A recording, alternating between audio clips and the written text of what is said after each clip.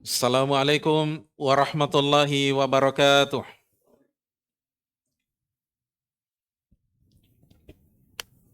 Innal hamdalillah nahmaduhu wa nasta'inuhu wa nastaghfiruh wa na'udzu billahi min syururi anfusina wa min sayyiati a'malina. May yahdihillahu fala mudhillalah wa may yudlil fala hadiyalah. Wa asyhadu an la ilaha illallah wahdahu la syarikalah wa asyhadu anna Muhammadan 'abduhu wa rasuluh. Ya ayyuhalladzina amanu taqullaha haqqa tuqatih wa la tamutunna illa wa antum muslimun. Amma ba'd, fa inna asdaqal hadithi kitabullah wa khairal hadi hadi Muhammadin sallallahu alaihi wasallam wa syarrul umuri muhdatsatuha wa kullu muhdatsatin bid'ah wa kullu bid'atin dhalalah. Hadirin sekalian yang kami muliakan, kembali kita memuji Allah tabaraka wa taala dengan hadirnya kita di majelis ini, majelis yang insyaallah taala dicintai oleh Allah Subhanahu wa taala dan dicari-cari oleh para malaikat. Sebuah majelis di dalamnya kita akan membahas hadis-hadisnya Rasulullah sallallahu alaihi wasallam. Terkhusus hadis-hadis yang dibawakan oleh Al-Hafidz Al-Mundhiri rahimahullahu taala dalam kitabnya At-Targhib wa Tarhib. Dan kitab ini jamaah sekalian berisi hadis-hadis yang di dalamnya terdapat targhib, dorongan-dorongan, motivasi, semangat untuk beramal. Kemudian juga di dalamnya ada tarhib, ancaman-ancaman, peringatan-peringatan agar kita tidak lalai dan terjerumus pada perkara yang dibenci oleh Allah Subhanahu wa taala. At-Targhib wa Tarhib yang ditulis oleh Al-Hafidz Al-Mundhiri rahimahullahu taala, di dalamnya terdapat hadis-hadis yang sahih dari Nabi sallallahu alaihi wasallam dan juga terdapat hadis-hadis yang lemah. Namun hadis yang lemah ini sedikit jumlahnya, dan yang kita bahas dari kitab ini khusus yang sahih saja. Yang tidak sahih dari Nabi sallallahu alaihi wasallam kita tinggalkan dan kita tidak syarah. Oleh karena itu jamaah sekalian, dalam membahas Targhib wa Tarhib ini kami mengambil pembahasan atau nomor hadisnya berdasarkan kitab yang ditulis oleh Syekh Muhammad Nasiruddin Al-Albani rahimahullahu taala yang berjudul Sahih At-Targhib wa Tarhib. Sahihut Targhib wa Tarhib. Hadirin sekalian yang kami muliakan, kali ini insyaallah taala kita akan melanjutkan pembahasan dalam bab yang pertama, Targhibu fil ikhlasi was-sidqi wan niyati salihati. Anjuran untuk ikhlas, jujur, dan juga berniat baik. Yani ketika seorang hamba melakukan ibadah dan ketaatan kepada Allah Subhanahu wa taala, dituntut darinya keikhlasan dalam beribadah dan melakukan ketaatan. Demikian pula jamaah sekalian, seorang hamba dituntut ketika dia membuktikan keimanannya, dia jujur dalam keimanannya jamaah sekalian, bukan seperti yang dilakukan oleh kaum munafikin, berdusta di hadapan Allah dan Rasulnya, padahal Allah mengetahui kedustaan mereka, berdusta di hadapan orang-orang yang beriman.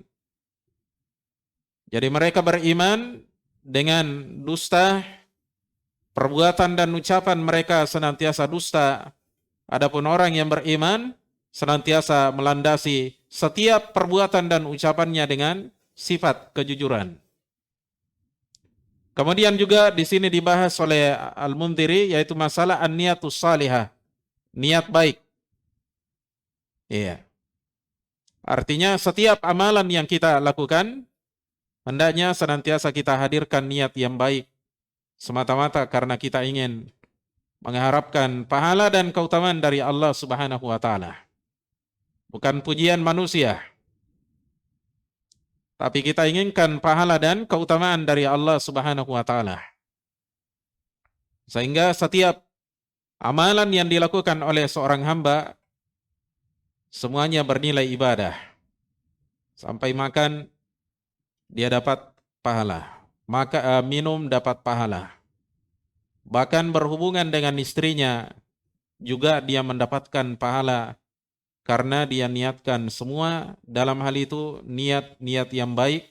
Dia makan dan minum karena ingin menguatkan badannya agar dia bisa kuat beribadah kepada Allah Subhanahu wa taala, kuat mencari nafkah. Ya, seorang berhubungan dengan istrinya harus ada niat baik. Bahwasanya kita ingin punya keturunan agar jumlah kaum muslimin semakin banyak. Karena Rasulullah sallallahu alaihi wasallam mencintai jika jumlah umatnya banyak, karena semakin banyak umatnya Nabi sallallahu alaihi wasallam, maka semakin banyak pula pahala yang beliau dapatkan di sisi Allah Subhanahu wa taala. Selain itu juga kita ingin anak supaya banyak orang-orang yang berjihad di jalan Allah. Orang yang berdakwah mengajak kepada agama Allah Subhanahu wa taala. Kita juga ingin punya anak supaya kita punya pahala yang banyak. Kenapa? Karena kalau kita punya anak, apalagi banyak jumlahnya, semakin banyak anak kita, maka semakin banyak orang kita nafkahi. Dan semakin banyak orang yang kita nafkahi, semakin banyak pahala dan keutamaan kita dapatkan di sisi Allah Subhanahu wa taala. Hadirin sekalian yang kami muliakan, kali ini insyaallah taala kita akan membahas hadis yang ketiga.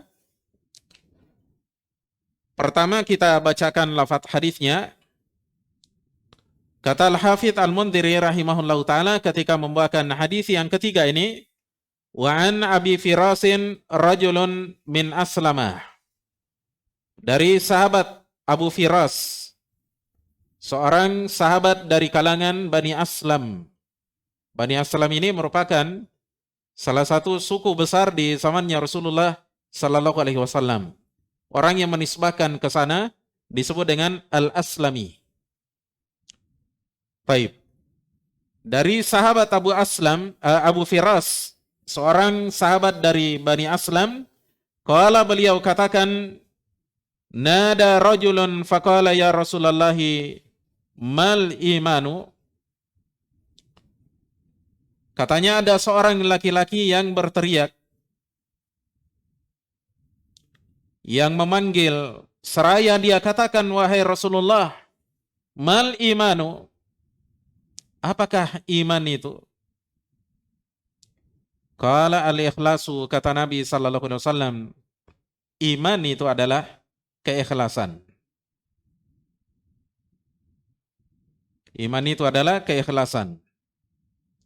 Wa fi lafdin akhara, kata Al-Mundhiri dalam lafaz yang lain, qala Rasulullah sallallahu alaihi wasallam, Abu Firas radhiyallahu anhu berkata, qala Rasulullah sallallahu alaihi wasallam, katanya Rasulullah sallallahu alaihi wasallam bersabda, saluni amma syi'tum. Bertanyalah kalian kepadaku tentang sesuatu yang kalian kehendaki. Silakan Anda bertanya. Apa yang Anda ingin tanyakan, tanya sekarang. Fanada rajulun, kemudian berteriaklah seorang laki-laki. Artinya dia angkat suaranya. Ya Rasulullah mal islamu. Wahai Rasulullah, apakah Islam itu? Qala iqamatus salati. Kata Nabi sallallahu alaihi wasallam, Islam itu adalah menegakkan salat, mendirikan salat, wa ita'uz zakati, dan menunaikan zakat. Dan menunaikan zakat. Qala famal imanu. Laki-laki itu bertanya lagi, apa itu iman? Qala al-ikhlasu, kata Nabi SAW, keikhlasan. Iman itu adalah keikhlasan. Qala famal yakinu, orang itu bertanya lagi ketiga kalinya, famal yakinu, apakah al-yakin itu? Qala, kata Nabi sallallahu alaihi wasallam, at-tasdiqu, pembenaran. Iya. Dikatakan oleh Nabi sallallahu alaihi wasallam at-tasdiqu, pembenaran. Dalam riwayat yang lain yang tidak dibawakan di sini oleh Al-Mundhiri, dalam riwayat Al-Baihaqi ada tambahan at-tasdiqu bil qiyamati, pembenaran terhadap kiamat, hari kiamat. Iya. Hari ini sekalian yang kami muliakan, kata Al-Mundhiri di akhir hadis ini, rawahul Baihaqi, hadis ini diriwayatkan oleh Al-Baihaqi, yakni dalam kitabnya Syu'abul Iman. Nanti kita akan jelaskan insyaallah taala di mana tempatnya dari kitab Syu'abul Iman. Baik, kita kembali ke awal dari lafaz hadis ini. Jadi metode kita dalam mensyarah dan menjelaskan hadis-hadis at-targhib wa tarhib, setelah kita bawakan lafadznya, kita kembali ke awal dari lafaz hadis yang kita kaji dan bacakan ini. Ya, supaya kita bisa mengerti, kita syarah ya kata per kata supaya kita mengerti dan bisa mengambil faedah dan pelajaran darinya. Baik. Kata Al-Hafidz Al-Mundhiri rahimahullahu taala saat membawakan hadis yang ketiga ini, wa an Abi Firasin rajulun min Aslama, dari Abu Firas radhiyallahu anhu, seorang sahabat dari Bani Aslam, qala nada rajulun, katanya ada seorang laki-laki yang berteriak, artinya mengangkat suara, faqala ya Rasulullah mal imanu, seraya dia katakan, wahai Rasulullah, apakah iman itu? Perhatikan ya pertanyaannya para sahabat, pertanyaan-pertanyaan yang berkualitas, pertanyaan-pertanyaan yang terkait dengan keimanan mereka, terkait dengan urusan agama dan akhirat mereka. Singkat tapi padat. Mereka bertanya kepada Rasulullah sallallahu alaihi wasallam, ya Rasulullah mal imanu, wahai Rasulullah, apakah iman itu? Lalu dijawab oleh Rasulullah sallallahu alaihi wasallam dengan jawaban yang singkat tapi padat. Kata Nabi sallallahu alaihi wasallam ketika itu, faqala qala al-ikhlasu, iman itu adalah keikhlasan. Di sini Nabi sallallahu alaihi wasallam menjawab pertanyaan orang ini, apa itu iman? Kemudian dijawab oleh Nabi sallallahu alaihi wasallam dengan memberikan contohnya. Contoh yang tertinggi dibawakan oleh Nabi sallallahu alaihi wasallam dari keimanan ini adalah al-ikhlas, keikhlasan. yakni keikhlasan seorang hamba dalam beribadah, dalam melakukan amalan-amalan soleh. Ini merupakan inti agama yang dibawa oleh para nabi dan rasul, mengajak umatnya untuk senantiasa mengikhlaskan ibadahnya kepada Allah Subhanahu wa taala semata-mata dalam rangka mencari pahala dan keutamaan dari Allah Subhanahu wa taala. Iya. Dijawab oleh Nabi SAW, iman itu adalah al-ikhlas. Keikhlasan, yakni keikhlasan seorang hamba dalam beribadah kepada Allah Subhanahu wa taala. Iya.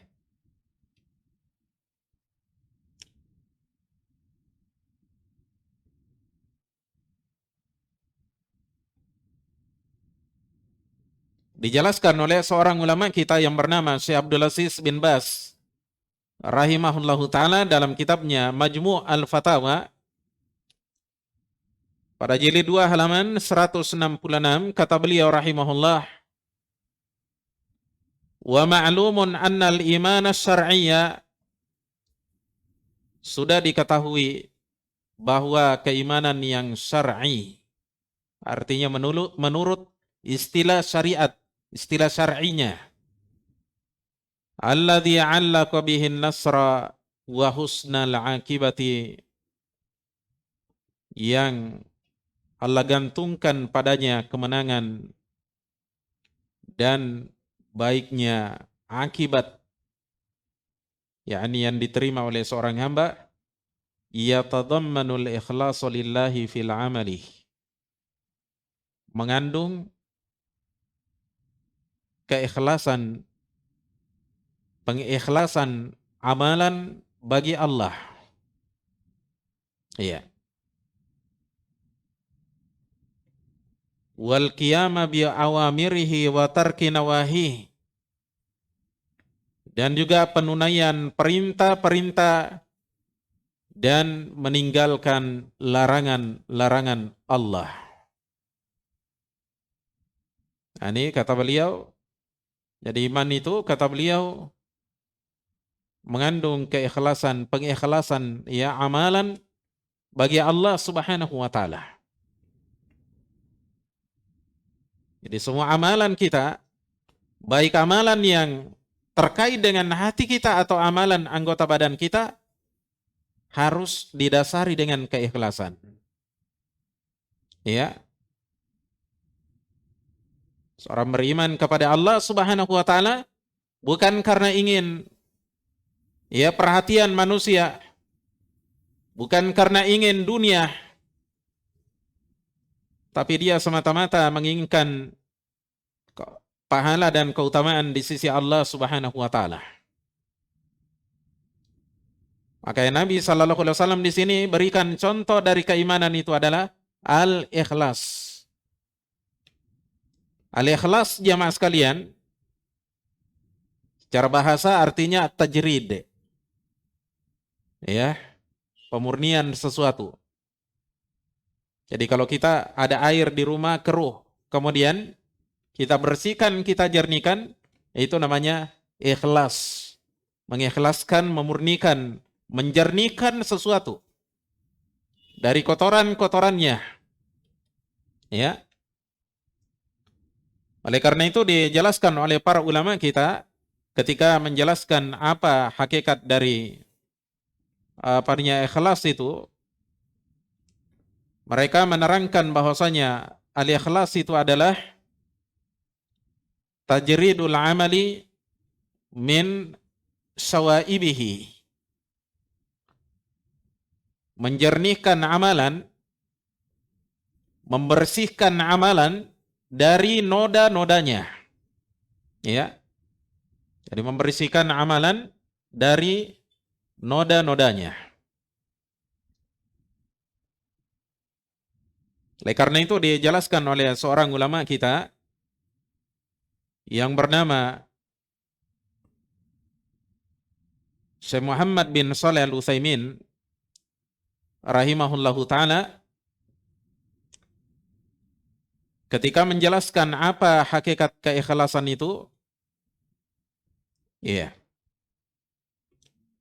Saya ulangi di sini, Syekh Abdul Muhsin Al-Abbad hafizahullah, beliau katakan tasfiyatu ma yuradu bihi thawabullah. Ikhlas itu kata beliau adalah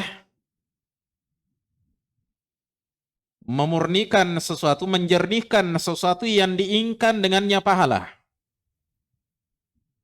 Apa yang dengannya kita inginkan pahala? Amalan soleh. Jadi kita jernihkan sesuatu, yakni amalan soleh kita yang diinginkan dengannya pahala dari Allah. Wa tajriduhu min kulli syaibatin tukaddiru safa'ahu wa khulusahu lillahi subhanah, serta membersihkannya dari setiap noda yang mengeruhkan kejernihan dan kemurniannya bagi Allah. Ya, dan membersihkannya dari setiap noda yang mengeruhkan kejernihannya dan kemurniannya bagi Allah Subhanahu wa taala.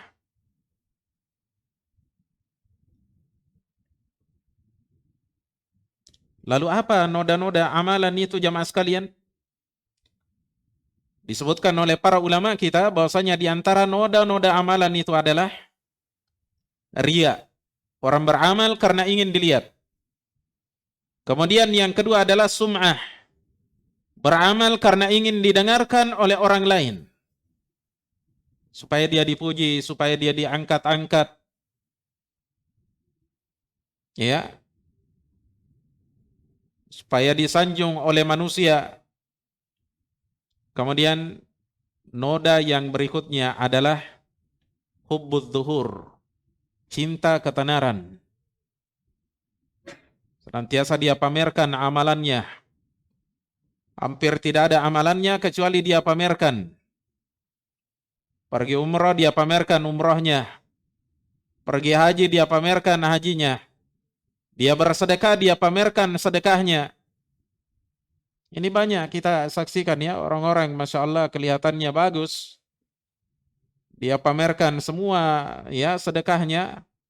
Pergi ke panti asuhan dia pamer semua. Ya.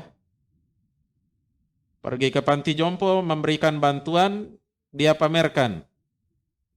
Dia bantu masjid dia pamerkan. Semuanya, segala-galanya dia pamer. Ya. Padahal amalan-amalan seperti ini jamaah sekalian harus kita bersihkan dari penyakit-penyakit seperti ini. Kita melakukannya bukan karena ingin dikenal orang, dipuji orang.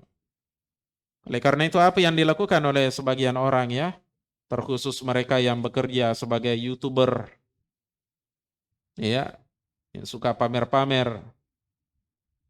Ini hendaknya mereka takut dan bertakwa kepada Allah Subhanahu wa Ta'ala. Sebab apa yang kalian lakukan tidak ada yang kalian dapatkan kecuali sekedar capek saja. Tidak ada pahala yang kalian dapatkan di sisi Allah Subhanahu wa Ta'ala. Ya, ini kan sekarang ini musimnya seperti itu. Supaya dapat follower, maka dia pamerkan di hadapan masyarakat. Bahwasanya dia suka bantu anak yatim, dia suka bantu pesantren, dia suka bantu masjid. Dia suka pugar rumahnya orang dia bedah, ya. Kan ada kegiatan-kegiatan seperti ini ya. Orang pamer. Ya. Kalaupun kita harus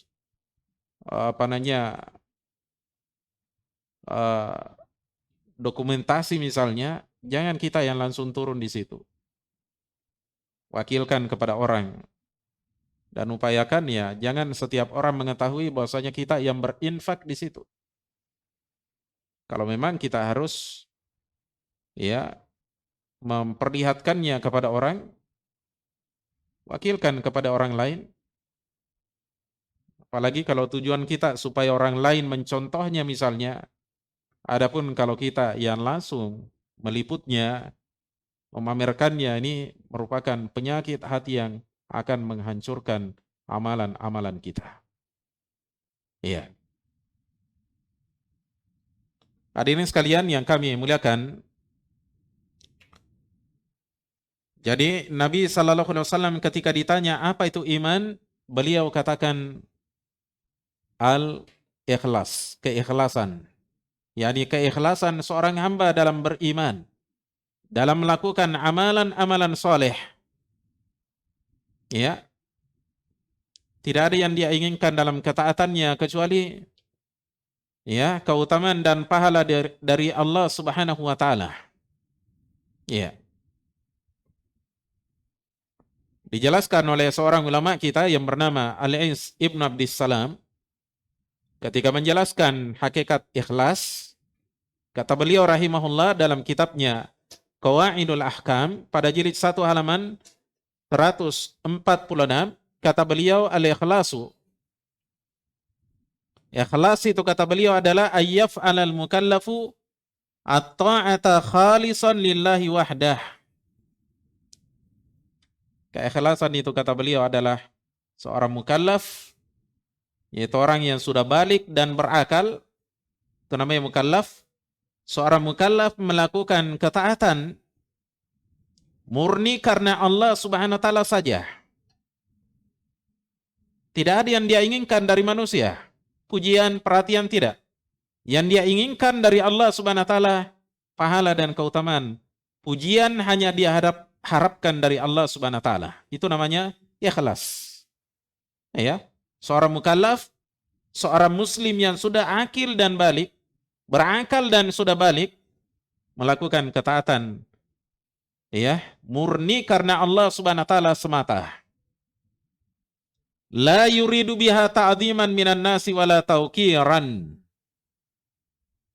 Dia tidak menginginkan dengan ketaatannya pengagungan dari manusia dan tidak pula pemuliaan. Ya. Jadi tidak ada yang dia inginkan. Ya. Bahkan dia takut kalau dia dimuliakan oleh manusia karena kebaikannya, ketaatannya. Ya. Dia takut. Oleh karena itu sebagian di antara salaf, ketika ada yang mengetahui mereka melakukan amalan soleh, kadang mereka menangis karena mereka takut jangan sampai dari situ ya amalannya dirusak oleh syaitan. Dia bisikkan dalam hatinya perasaan bangga, senang. Akhirnya dia senang dipuji, senang dilihat oleh manusia, senang didengarkan oleh manusia ketika dia melakukan amalan soleh. Iya. Wala jalba naf'in diniyan wala daf'a dhararin dunyawin. Tidak pula dia menginginkan manfaat ataukah ya mencegah madarat duniawi. Semata-mata dia lakukan apa? Karena Allah. Ya, bukan karena dia ingin mendapatkan manfaat supaya dapat jabatan atau tercegah dari apa namanya madarat. Ya. Supaya dia tidak dilenserkan, supaya tidak rugi perdagangannya.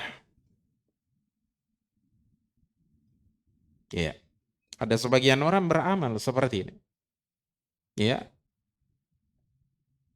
Tapi orang-orang yang ikhlas jamaah sekalian, setiap amalan yang dia lakukan yang di dalamnya ada pahala yang dia harapkan dari Allah Subhanahu wa taala, dia murnikan, dia bersihkan semua amalan-amalan itu dari penyakit-penyakit hati seperti riya, sum'ah, cinta ketenaran, cinta popularitas, ya, cinta dunia. Nah, ini namanya ikhlas jamaah sekalian. Kemudian perkara yang kedua ditanyakan oleh orang ini, kata Al-Hafidz Al-Mundhiri rahimahullahu taala, wa fi lafdin akhar, dalam lafaz yang lain, qala, kata sahabat Abu Firas, qala Rasulullah sallallahu alaihi wasallam, katanya Rasulullah sallallahu alaihi wasallam bersabda, saluni amma syi'tum. Tanyailah aku tentang sesuatu yang kalian kehendaki. Silakan Anda bertanya.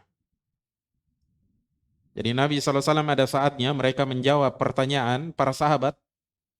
Misalnya di Masjid Nabawi, selesai sholat misalnya, kadang Nabi SAW memberikan waktu untuk bertanya kepada para sahabat. Karena waktu itu juga beliau mendapatkan perintah dari Allah Subhanahu wa taala. Karena Allah Subhanahu wa taala akan menjawab pertanyaan setiap sahabat yang bertanya ketika itu. Iya. Jadi ada tanya jawab. Fanada rajulun, kemudian berteriaklah seorang laki-laki, dan ini kemungkinan mereka berteriak seperti ini, angkat suara seperti ini sebelum turunnya ayat dalam surah Al-Hujurat yang melarang para sahabat untuk mengangkat suara di hadapannya Rasulullah sallallahu alaihi wasallam. Wallahu taala alam bisawab. Ya Rasulullah, kata orang itu, wahai Rasulullah, mal Islamu? Apakah Islam itu? Yani apa pilar-pilar Islam, pokok-pokok ajaran dalam Islam? Qala iqamus salati. Kata Rasulullah sallallahu alaihi wasallam, mendirikan salat, menegakkan salat. Ya. wa ita'uz zakati, dan menunaikan zakat. Kemungkinan waktu itu baru ini yang turun perintahnya, syariatnya, salat dan zakat. Maka itu pula yang dijawabkan oleh Rasulullah SAW. Tapi dalam sebagian riwayat, ya,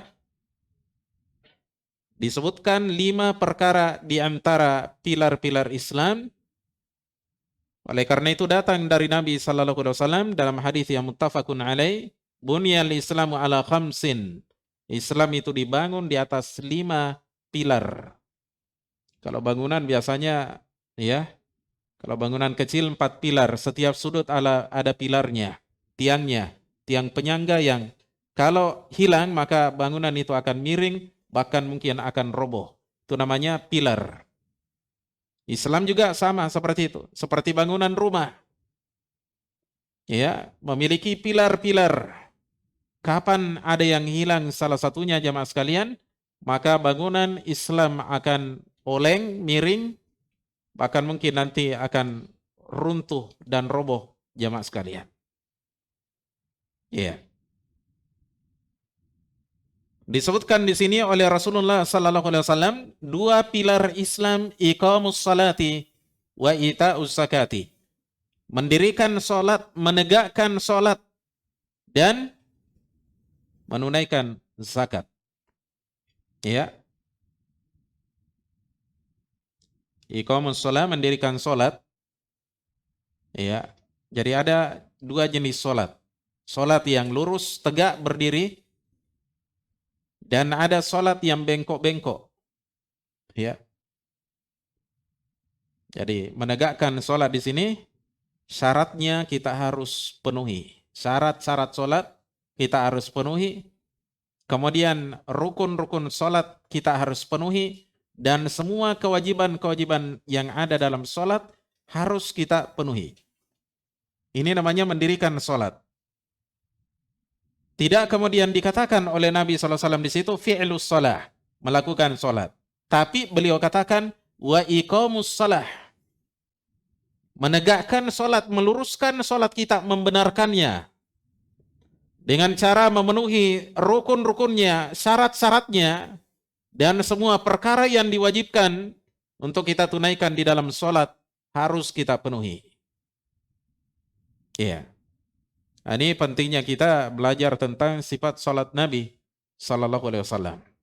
Bagaimana tata cara salatnya Nabi sallallahu alaihi wasallam? Karena ada sebagian orang, saya berikan contoh, dia salat asal-asalan. Ya. Salatnya super cepat. Ya, super kilat, ya. Ada sebagian orang dia salat, ketika selesai Al-Fatihah, surat tambahan, kemudian dia ruku, belum lurus punggungnya begini, baru ya ruku mungkin 45 derajat begitu ya. Ya, atau kurang dari itu ya, kemudian dia bangkit. Mestinya kan begini ya. Iya. Lurus begini punggung kita, kemudian setelah itu bangkit. Ketika kita ruku, kita baca ya dzikir ruku, subhana rabbiyal azim, subhana rabbiyal azim, subhana rabbiyal azim. Ya. Setelah itu kita bangkit dengan pelan, jangan langsung sujud. Ya. Ini ada sebagian orang kalau dia sholat, ruku, belum sempurna rukunya, bangkit. Belum sempurna bangkitnya, langsung turun.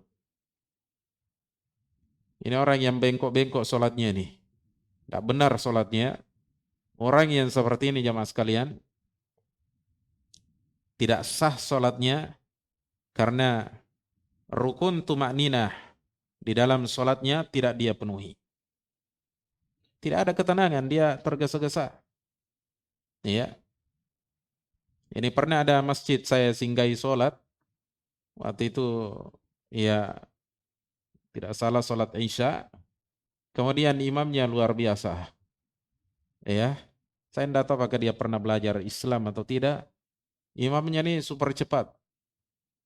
Seperti yang saya gambarkan tadi, kita belum ya, dia belum sempurna rukunya langsung dia bangkit. Belum sempurna bangkitnya langsung sujud. Ini tidak boleh seperti ini. Imam yang seperti ini berdosa ketika dia memimpin sholat berjamaah. Ya. Dan jamaah yang ada di belakangnya tidak boleh sholat di belakang orang yang seperti ini. Dan kalau dia terlanjur masuk ke dalam sholatnya, dia harus batalkan sholatnya, kemudian dia berpisah sholat, ya, entah setelah mereka sholat ataukah dia keluar dari masjid, ya, sholat di tempat yang lain. Ini tidak boleh kita sholat di belakang imam yang seperti ini. Ya, baik. Kemudian pilar yang kedua disebutkan oleh Nabi SAW di sini adalah menunaikan zakat. Zakat yang dimasukkan di sini adalah yang pertama tentunya adalah zakatul mal. Zakat harta. Ya, seperti zakat emas dan perak, kemudian zakat ternak, kemudian zakat pertanian, zakat emas dan perak. Emas nilainya minimal 70 gram. Kita punya 70 gram, harus dikeluarkan 2,5%. Ya, setiap tahunnya. Jadi kalau dia berumur 1 tahun, keluarkan 2,5%.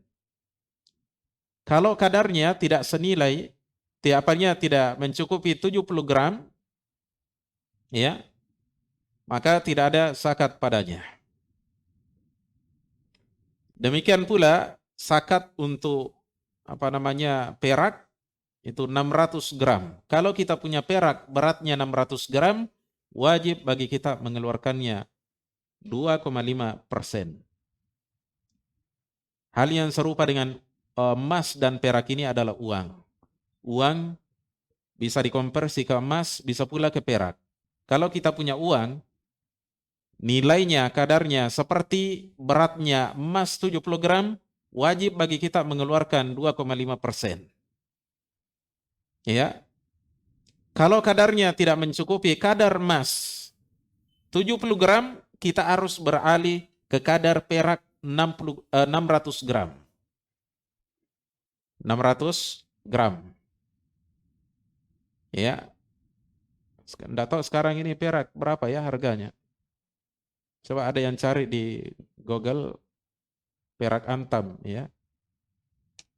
Berapa harganya, kemudian dikali 600. Ya, tolong nanti saya diberitahu hasilnya. Nah, itu harus kita keluarkan ya. Ini banyak di antara kita ini yang tidak memperhatikan ya perkara ini, urusan zakat ini, padahal banyak di antara kita orang kaya, banyak di antara kita punya tabungan. Iya. Tidak memperhatikan zakat hartanya setiap tahun. Ya, harta yang kita simpan ya mas kalian, dan umurnya 1 tahun.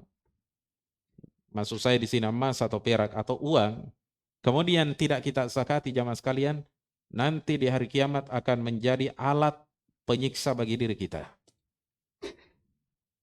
Ya, akan disetrikakan di punggung kita, badan kita jamaah sekalian, dipanaskan di dalam api neraka, kemudian disetrikakan di atas ya punggung kita, badan kita jamaah sekalian.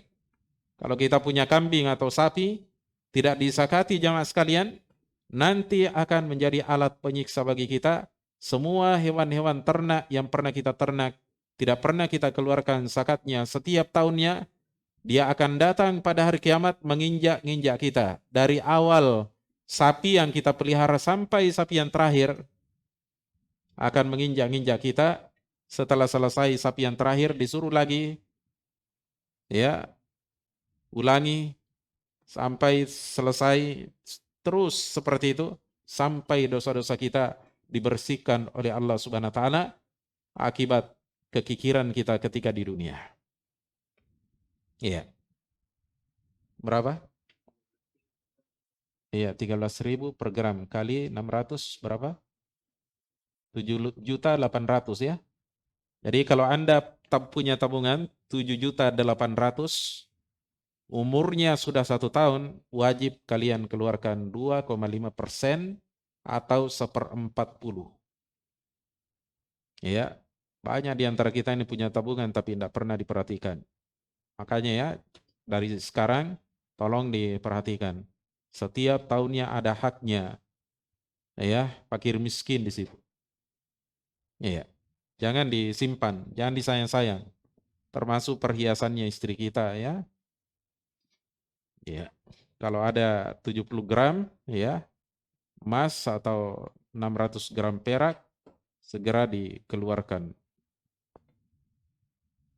Kemudian pertanyaan yang berikutnya ditanyakan oleh sahabat ini, qala famal imanu.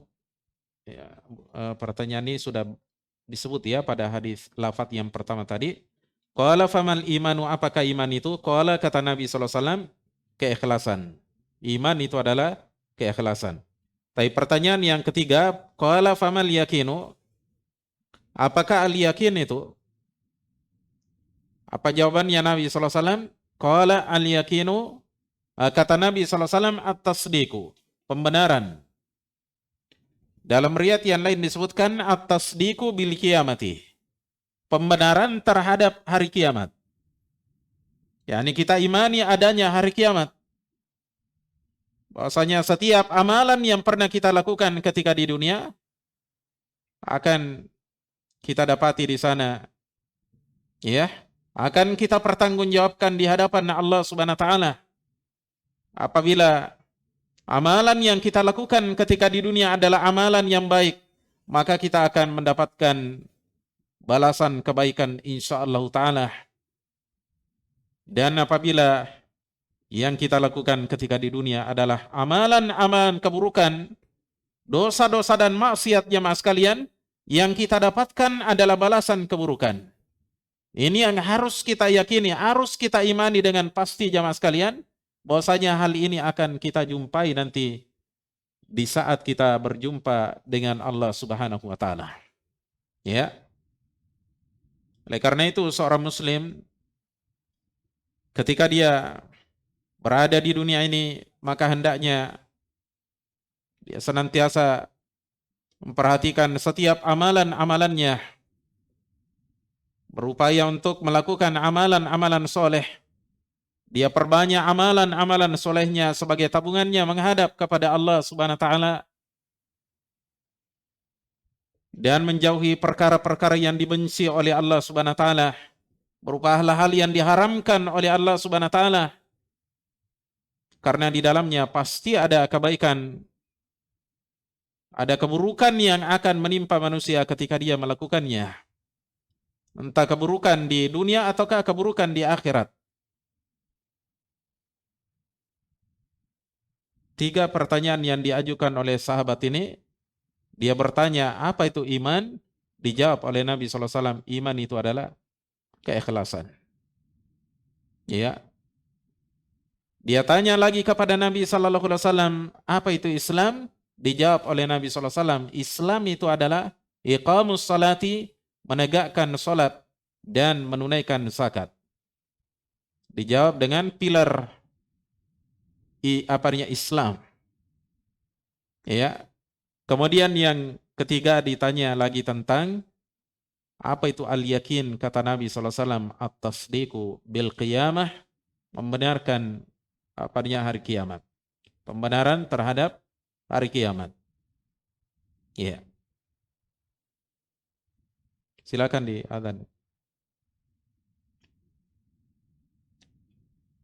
Kemudian di sini ada faedah dari Ibnul Qayyim rahimahullahu taala terkait dengan al-yakin. Beliau jelaskan di sini bahwa al-yakin itu ada 3 jenisnya. Kata beliau rahimahullah dalam At-Tibyan fi Aqsamil Quran pada halaman 191, Dzakarallahu subhanahu fi kitabih. Allah Subhanahu menyebutkan dalam kitabnya maratibal yakin, tingkatan al-yakin. Wahya salasatun, yaitu ada 3. Hakul yakin, pertama hakul yakin wa ilmul yakin. Yang kedua ilmul yakin, ya ilmul yakin. Dan ketiga wa ainul yakin, dan ainul yakin. Iya. Kama qala ta'ala, sebagaimana Allah Ta'ala berfirman, yakni dalam surah At-Takatsur, kalla law ta'lamuna ilmal yaqin. Sekali-kali tidak. Andaikan mereka mengetahui dengan ilmu yakin, la tarawunnal jahim. Benar-benar mereka akan melihat neraka jahim. Thumma la tarawunnaha 'ainal yaqin. Kemudian benar-benar kalian akan melihatnya dengan ainul yaqin. Ya. Fahadhihi thalathu maratiba lil yaqini. Kata Ibnul Qayyim rahimahullah, inilah 3 tingkatan al-yaqin. Awwaluha ilmu. Yang pertama adalah ilmu yakin. Wa huwa tasdiqu tamu bih. Yaitu pembenaran yang sempurna terhadap ya sesuatu tersebut, yakni sesuatu yang harus kita imani. Bihaitsu la ya'ridu alaihi syakkun wala subhatun, di mana perkara tersebut tidak dihinggapi oleh keraguan dan tidak pula syubhat. Misalnya kita harus meyakini adanya neraka jahim. Kita harus meyakini adanya surga. Ya. Jadi kata beliau, ya di mana tidak dihinggapi oleh keraguan dan tidak pula syubhat takdahu fi tasdiqi, yang merusak pembenarannya. Iya. Ka ilmil yakini bil jannati mathalan, beliau berikan contoh seperti ya ilmu yakin terhadap adanya surga misalnya. Iya. Kita yakin karena kita tahu, itu namanya ilmu yakin. Kita dengar dari ayat, kita dengar dari hadisnya Nabi SAW, ya, itu namanya ilmu yakin. Kita yakini, itu namanya ilmu yakin. Ini tingkatan yang pertama. Nabi kabarkan kepada kita ada surga, kita benarkan. Bahkan Allah kabarkan juga dalam Al-Quran ada surga, kita benarkan. Itu namanya ilmu yakin. Jadi kita benarkan setelah kita tahu. Makanya disebut ilmu yakin. Ya wa tayakkunuhum annaha darul muttaqina wa maqarrul mu'minin. Dan yakinnya mereka bahwa surga adalah negeri orang-orang yang bertakwa dan tempat tinggal bagi orang-orang yang beriman. Ya. Itu contoh ya. Fahadihi martabatul ilmi. Inilah katanya tingkatan ilmu yakin. Ya. Keyakinan yang lahir dari ilmu. Kayakinihim anna rusula akhbaru biha, seperti keyakinan mereka bahwa para rasul mengabarkan tentang surga. Anillahi, dari Allah. Wa tayakkunuhum sidqul mukhbiri, dan yakinnya mereka tentang kejujuran rasul yang mengabarkan. Ya. Jadi para sahabat dulu ya yakin dengan seyakin-yakinnya apa yang dikabarkan oleh Nabi sallallahu alaihi wasallam itu pasti benar. Ya.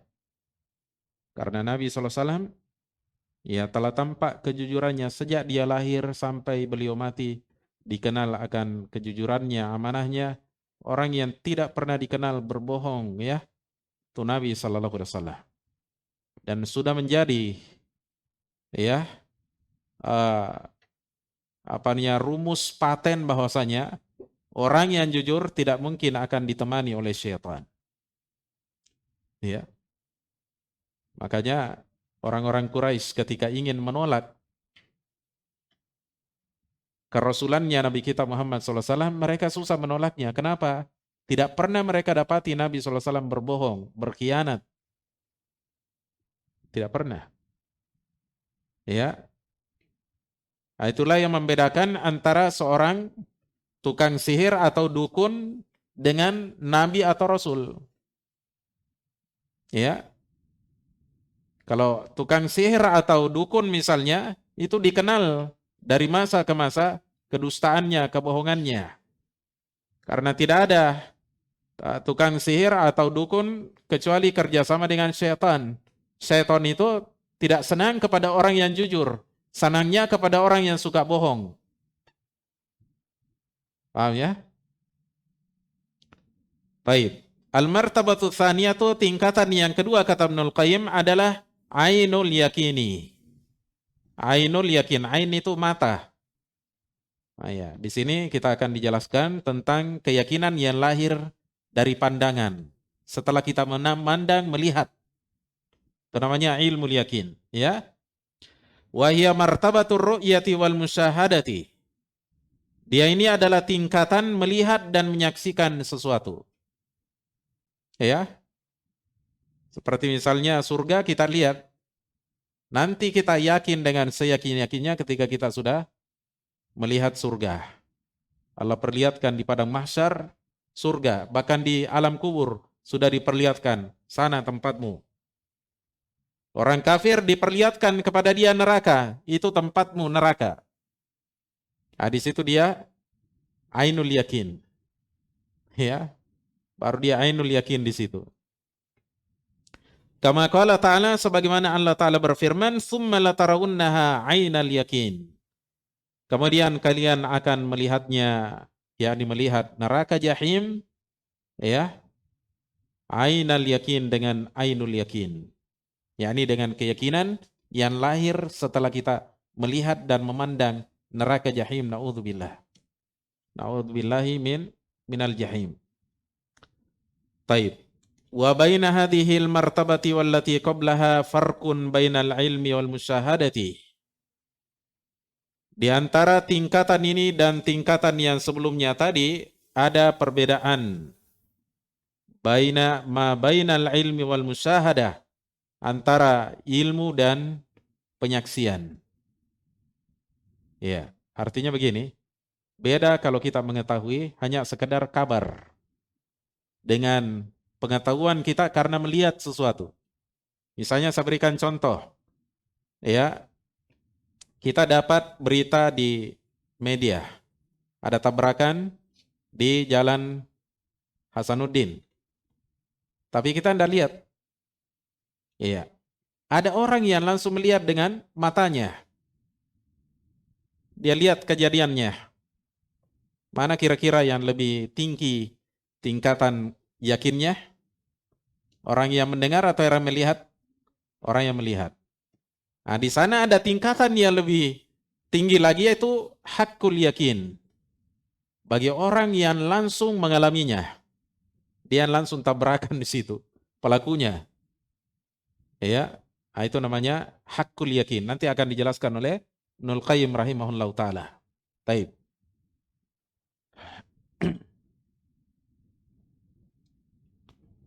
Kemudian kata Ibnul Qayyim rahimahullahu taala, ya, wa baina hadhil martabati wallati qablaha farqun ma baina ilmi wal musyahadah. Falyakinu lis-sam'i.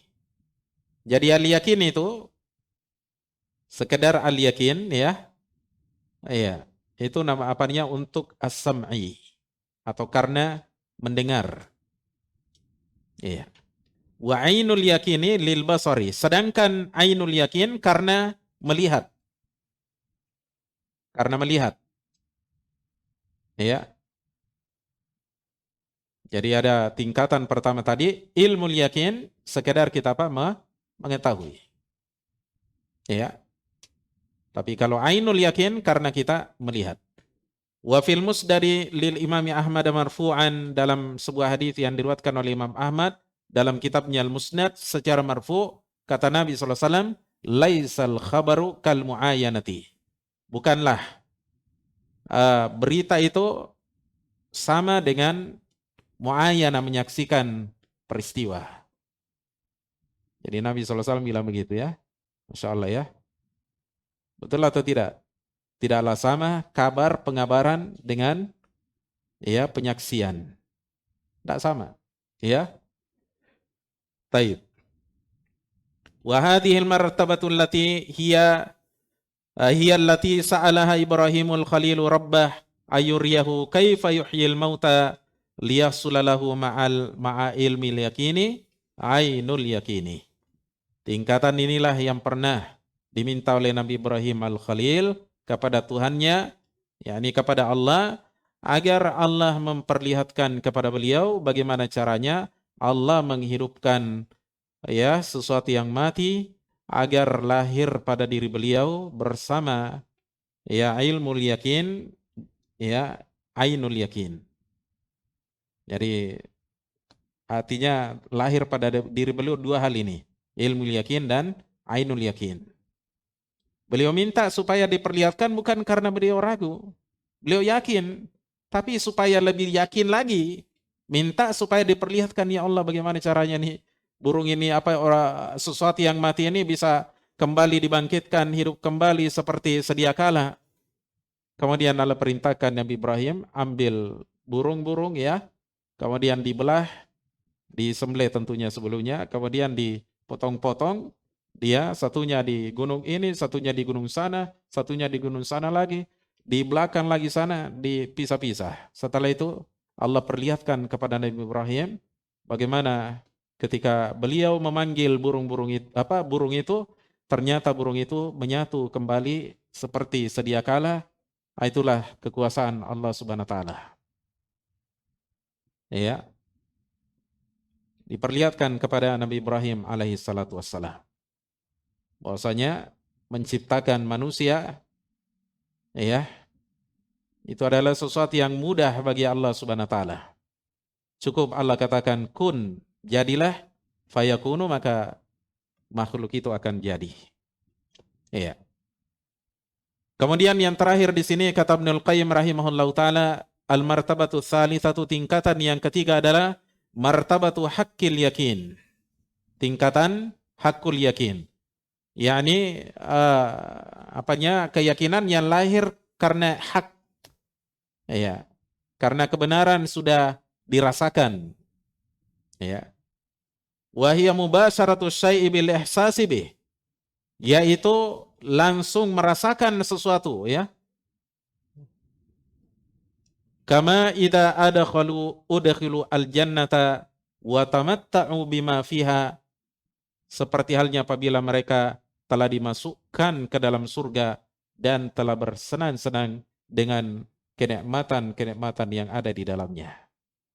Jadi kalau kita sudah rasakan, itu namanya hakul yakin. Artinya kenyataannya sudah kita rasakan. Ya, bukan sekedar kita lihat lagi dari alam kubur kita atau di padang mahsyar, tapi sudah kita rasakan langsung manisnya, buah-buahan, lezatnya buah-buahan di dalam surga, lezatnya, manisnya, ya, madu yang ada di dalamnya. Homer tidak lagi memabukkan seperti di dunia.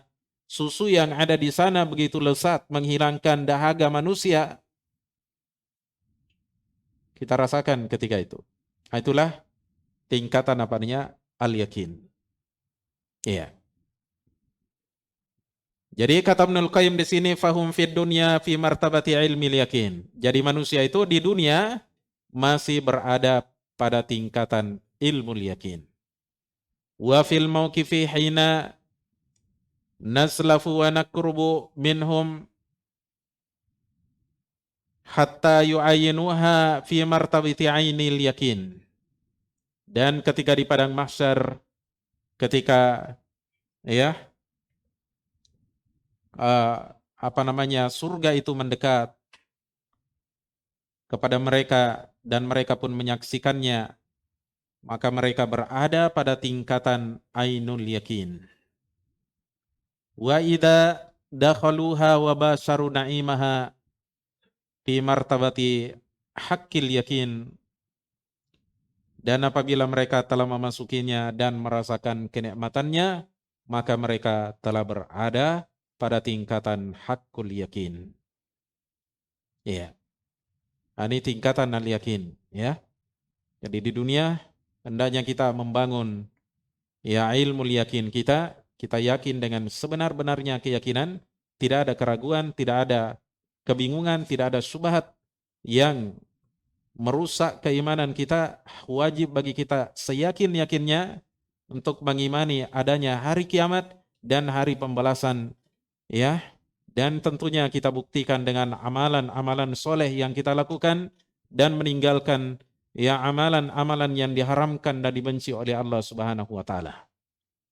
Baik, hadirin sekalian yang kami muliakan, saya kira demikian apa yang perlu kita jelaskan pada majelis kali ini.